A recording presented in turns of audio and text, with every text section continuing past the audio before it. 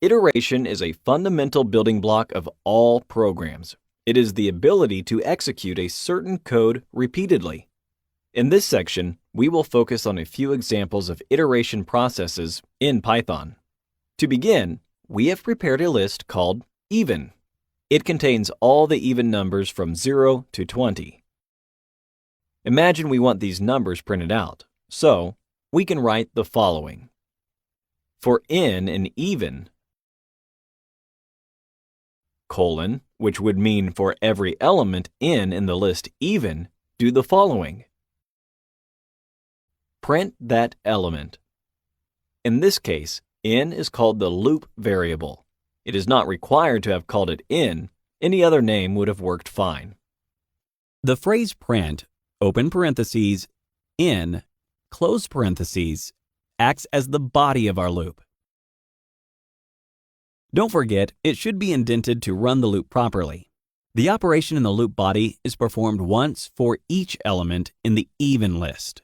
Now, let's go over the steps implied by this piece of code.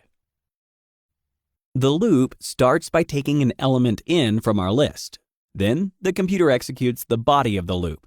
In our case, it will simply print that variable.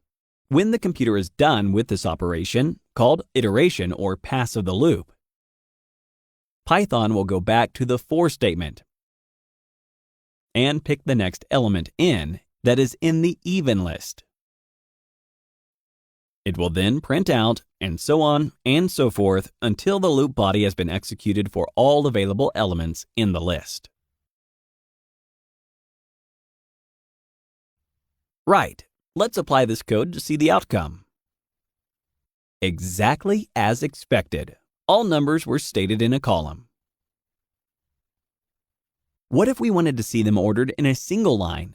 A comma after the element n in the parentheses after the print function, and an n parameter with a value of an empty string will help us achieve that. Note that to specify an empty string, you need to type an empty space between a pair of double quotes by pressing the spacebar on your keyboard once. Thus, the comma and the n parameter will indicate every next element from the loop should be placed with a distance of one space on the same row. And if the elements you're about to print are too long, they will be displayed on multiple rows in the output cell. But you don't need to worry about that at the minute. This was a short but important introduction to the concept of iteration in programming. See you in the next video, and thanks for watching.